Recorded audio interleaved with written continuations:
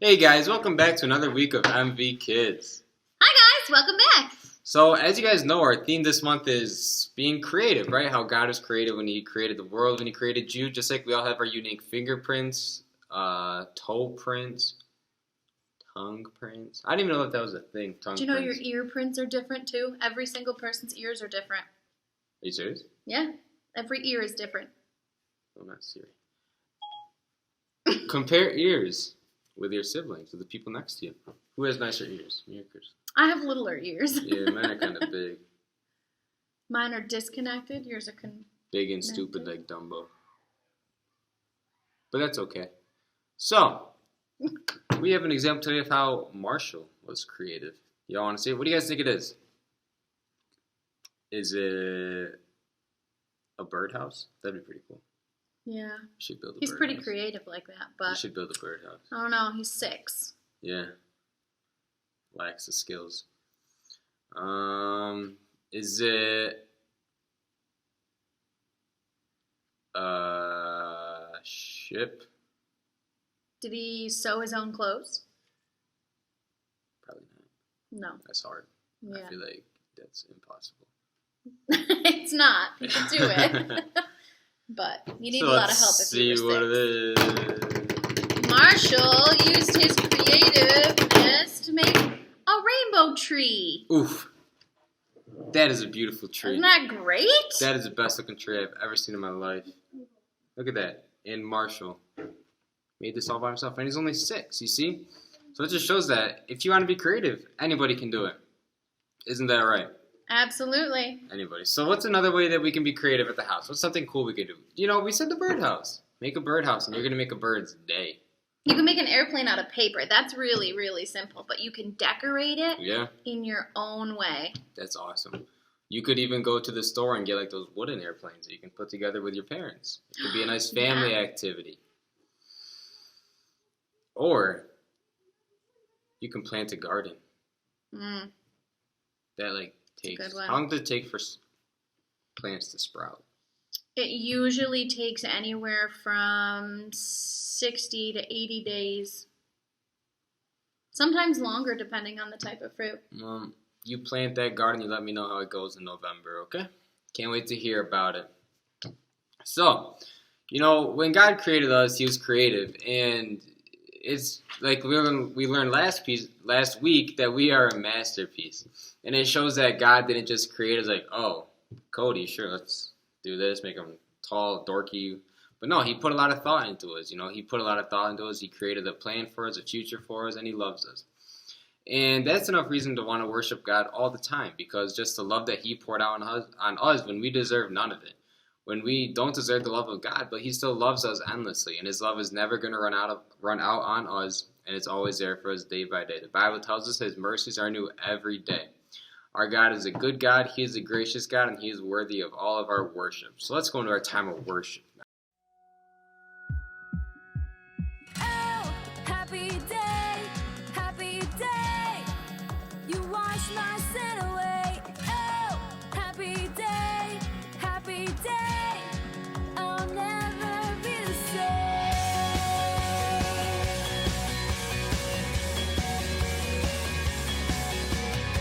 The greatest day in history. Death has beaten, you have rescued me. Sing it out, Jesus is alive. The empty cross, the empty grave. Life eternal, you have won the day. Shout it out, Jesus is alive. He's alive. Oh, happy day, when you wash my sin away. Oh, happy day, I'll never be the same. Forever I am changed.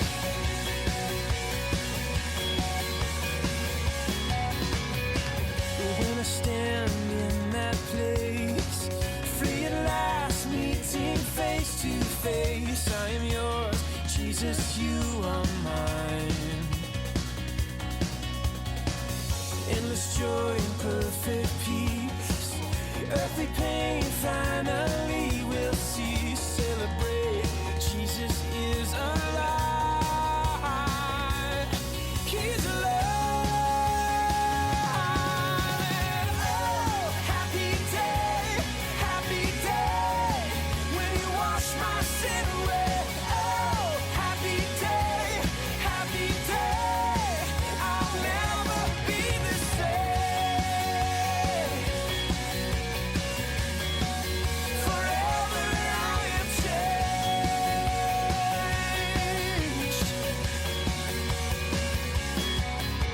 And oh, what a glorious day. What a glorious way, my Lord, that you have saved me. And oh, what a glorious day. What a glorious name, Jesus. Oh, happy day, you wash my sin away. Oh, happy day, I'll never be the same. Oh, happy day, when you wash my sin away. Oh, happy day, I'll never be the same. No, forever I am changed. Forever I am changed.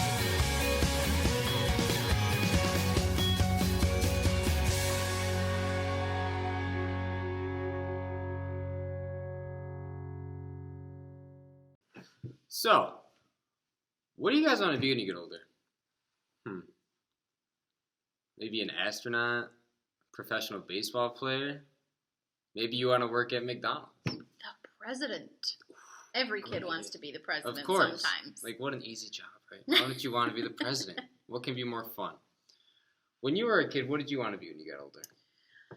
Oh, funny story. So the first thing that I wanted to be when I grew up was a surgeon.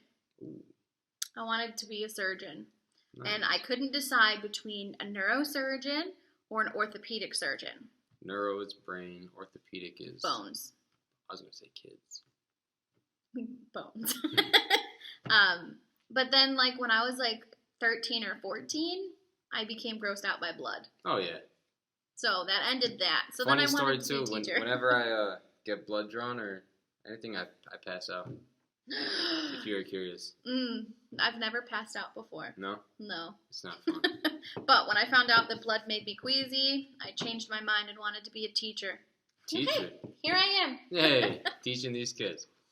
That's funny. When I was a kid, I wanted to be a professional baseball player. I was very set out on that. I was like, there's no way I'm not going to play for the New York Yankees. I totally got this. And then I was like, you're actually not that good at baseball. So I didn't get there. But, you know, God had a plan for me, and he made it that I'm here now teaching you kids, being your kids' ministries director, and I love it. You know, the plan that God had for my life, even though it wasn't my own, God's plan was so much better than mine. And like Crystal said, she wanted to be a teacher. When I graduated college, I went to college to be an accountant, which I am right now. I am an accountant at Utica National. Your parents probably work there because all of Central New York works at Utica National. But then when I graduated, I actually wanted to go back to school to be a teacher. So look, we all want to be teachers. And look where it took me now. I get to teach you kids just like Crystal gets to teach you kids. And it's awesome how God can just work all things out for the good of those who love him. How we can live out these Bible verses that talk about the goodness of God. And, you know, as you think about what you want to be when you get older, I encourage you to pray and ask God and to just teach you and just show you, reveal to you what his plans are for you, what your future holds, and what path he might want you to take. As you get older, he's going to continue to reveal to you your future, your calling, his plan for your life, and all that good stuff. So make sure to be constant in prayer about that.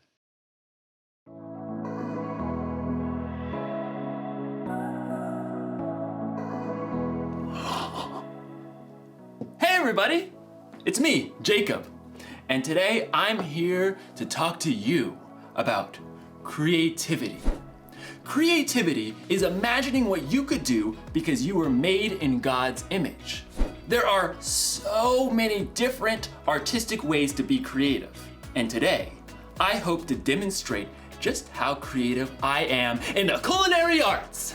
Now you might be thinking, oh, hey Jacob, what are the culinary arts? And that's totally okay because I had to look it up too. I had no idea. So allow me to elucidate. I had to look that word up too. Okay. Basically, it's this. I'm making chocolate. Yes! Ugh. You see, I started thinking, I know I'm creative because I was created in the image of God. But what if drawing and sculpting and, art stuff isn't my thing? What if chocolate making was my thing, my purpose? And time for the last thing, the cocoa powder.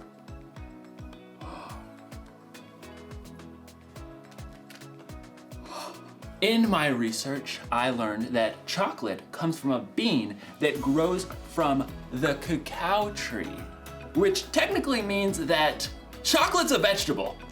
True story. Oh, this looks so good. Bon appetit. That is so good. I think I've really discovered what my purpose is. Chocolatey goodness. It's like in today's story. God had a purpose for a woman named Esther, and you're going to find out if she discovered her purpose before it was too late. Time to check the old recipe book. Oh, let's see. Chill for 4 hours. Chill for 4 hours. No, I'm kidding, obviously. It means to put it in the freezer. Just, duh. I had to look it up. And I spent 2 hours in the freezer before I realized that it meant the chocolate and not me. So, see you soon. The Bible. It's 66 books of history, stories, letters, and poetry that fit together to form God's one big story. The epic adventure of how He created us and loves us so much that He made a way to rescue us. As we travel through the Bible, from Genesis to Revelation, we discover people who met God and found their lives changed forever. Now, for an amazing story. Inspired by the Book of Esther. Esther was the queen of Persia. Wait, what? Queen? Esther didn't become queen in the usual way. See, her father wasn't a king, and she wasn't from a noble family. It's just me and cousin Mordecai. In fact, Esther was Jewish. Many of God's people had been captured and brought to Babylon when their home, Judah, was conquered. Then Babylon was taken over by Persia.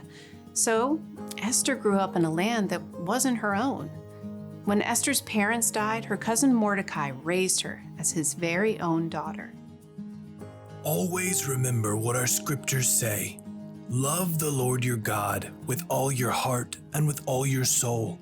Love Him with all your strength. One day, a new king named Xerxes came to power in Persia.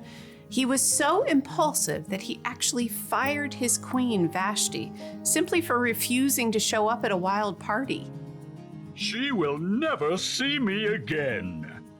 When Xerxes had finally calmed down, he had realized he now had no queen. I have no queen. He would have to find a new one. I must find a new one. So the king decided to hold a contest. He ordered his officials to gather the most beautiful young women in the land and put them through an entire year of beauty treatments. Esther was one of those girls chosen. Cousin Mordecai, what do I do?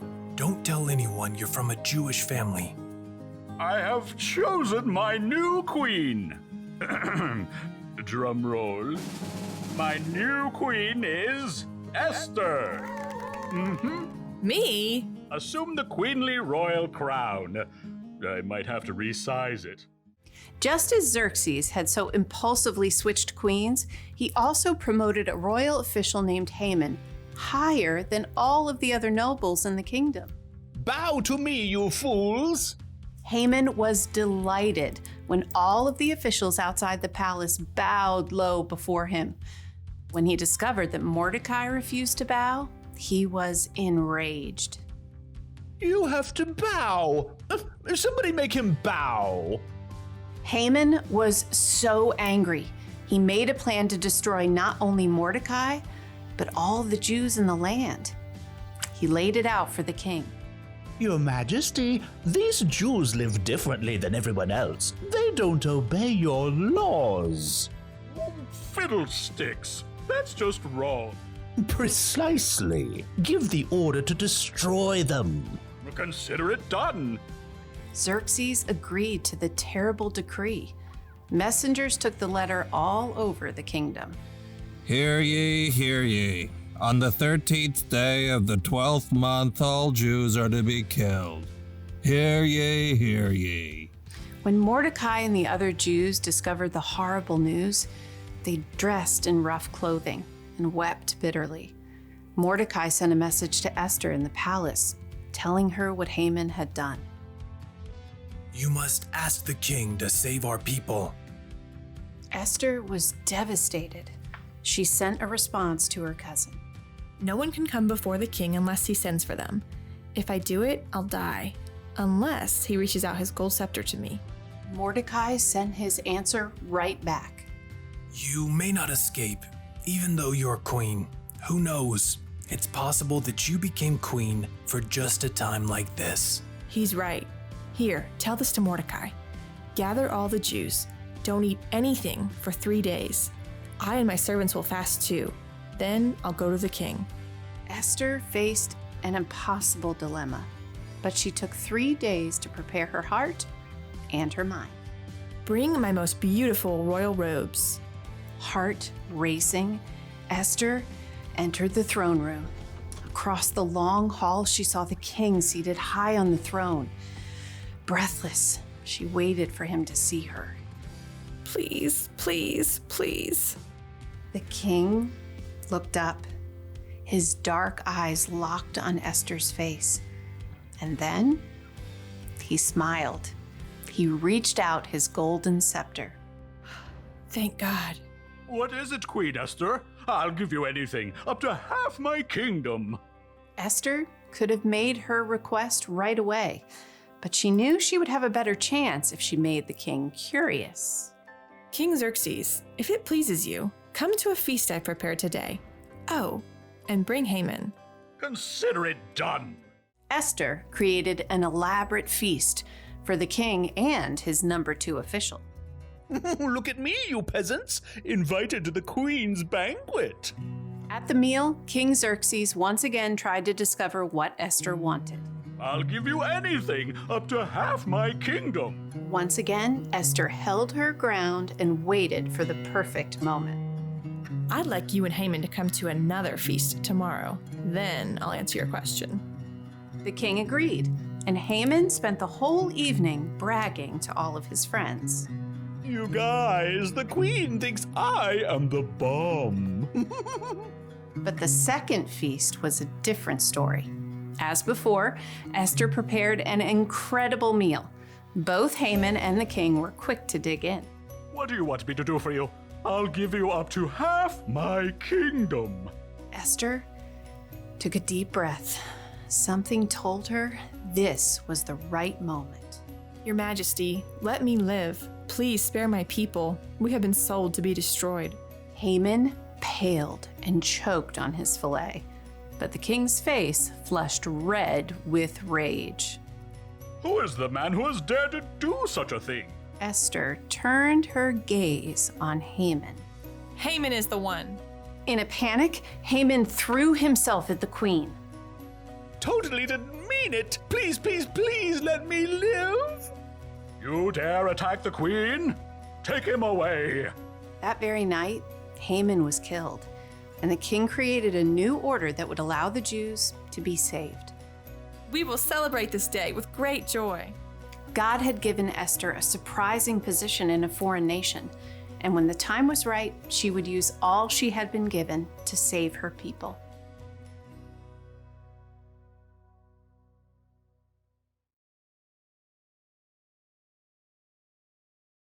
God always has a purpose. He had a purpose for Queen Esther when he put her in the right place at the right time to save her people. He had a purpose when he sent Jesus to pay for the sins of the world. And here's something you may not know. God made you for a purpose. It's true. Now, you may not have to save a bunch of people from total destruction. I don't know, or maybe you will. Who knows what God has planned for you? But I do know God has a plan and a purpose for your life, whether it be big or small. So think about it. What's your purpose? Is there something you like to do more than anything else? Like baking, or organizing, or juggling. Maybe what you like to do has something to do with your purpose. Or what about this? Is there something that you care about more than anything else? Like animals, or taking care of people, or keeping the planet clean? Maybe those things have something to do with your purpose. Whatever it is, here's the one thing to remember. God created you for a purpose. Actually, I think it would be safe to say purposes. Maybe it's something giant, like Esther. Or maybe something simple, like chocolates. Didn't get it. So close, gonna keep trying. Yes! Purpose!